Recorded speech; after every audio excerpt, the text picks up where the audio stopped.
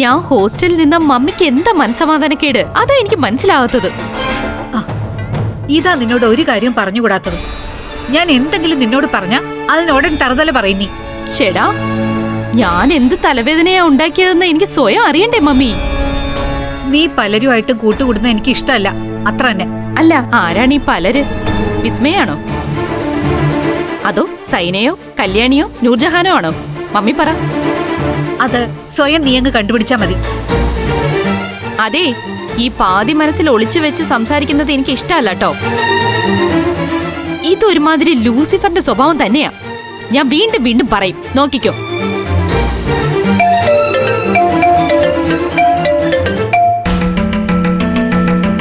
Hello സുമംഗലാമ്മേ. മോളെ Rebecca, എന്താ ഇപ്പോ സുമംഗലാമ്മയ്ക്ക് എന്നെ വിളിക്കാൻ തോന്നിയത്? മോളെ വിസ്മയെ വിളിച്ചിട്ട് കിട്ടുന്നില്ല. അവൾ ഹോസ്പിറ്റലിലും ഇല്ല, വീട്ടിലും വന്നിട്ടില്ല. അതിന് വിസ്മയ അങ്ങോട്ട് പോയി? കോളേജിൽ വന്നിരുന്നോന്നറിയാൻ വിളിച്ചതാ. ഇല്ലല്ലോ, അവളിപ്പോ ക്ലാസ്സിൽ എത്തുന്നത് തന്നെ വല്ലപ്പോഴും അല്ലേ.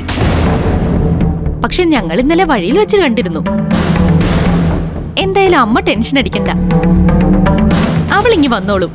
ഞാനൊന്ന് ശ്രമിച്ചു നോക്കാം മറ്റെവിടെയെങ്കിലും ഉണ്ടോന്ന്.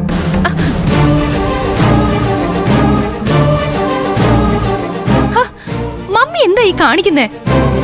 വിസ്മയുടെ അമ്മ ഇപ്പൊ എന്ത് വിചാരിച്ചു കാണും? എന്ത് വിചാരിച്ചാലും എനിക്കൊന്നുമില്ല. മേലില് വിസ്മയുടെ ഒരു കാര്യത്തിൽ നീ ഇടപെട്ട് പോവരുത്. അവളെ ഈ വീട്ടിലേക്ക് കൊണ്ടുവരാനും പാടില്ല, മനസ്സിലായോ?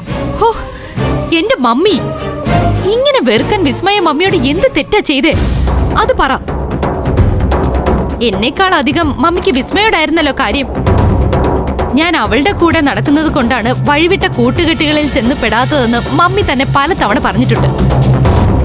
അവളെ ക്യാരക്ടറിനെ പറ്റി പറയാൻ മമ്മിക്ക് 100 നാവായിരുന്നല്ലോ. എന്നിട്ടെന്താ പെട്ടെന്നിപ്പോ അവള് മോശക്കാരിയായത്? മമ്മി അവളെ ഒരു ശത്രുവിനെ പോലെ കാണുന്നത് എന്തുകൊണ്ടാണെന്ന് എനിക്കറിയണം. നീ തൽക്കാലം ഒന്നും അറിയണ്ട, ഞാൻ പറയുന്നതങ്ങ് അനുസരിച്ചാ മതി. വിസ്മയെ എന്റെ ഫ്രണ്ടാ. അവളെ കാണരുത്, കൂട്ടുകൂടരുത് എന്നൊക്കെ പറഞ്ഞാ അത് നടക്കുന്ന കാര്യമല്ല. അപ്പൊ നീ മമ്മിയെ അനുസരിക്കില്ല? അനുസരിക്കാം. അവളെ ഞാൻ എന്തിന്റെ പേരിൽ അകറ്റി നിർത്തണമെന്ന് മമ്മി റീസണബിളായി പറയണം. പറ, വിസ്മയ എന്ത് തെറ്റാ മമ്മിയോട് ചെയ്തത്? അതൊന്നും നീ അറിയണ്ട.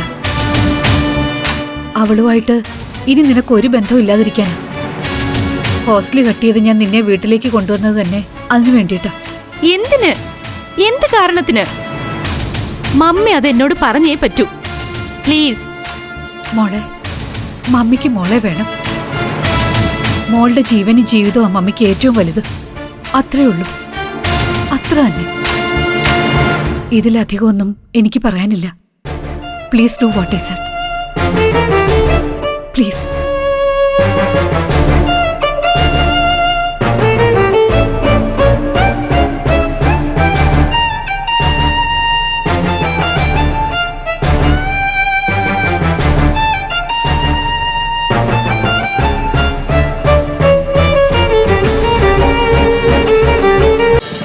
ഫ്ലവേഴ്സ് ഒരുക്കുന്ന കാഴ്ച വസന്തം യൂട്യൂബിൽ പ്രേക്ഷകർക്ക് ലൈവായി കാണാം.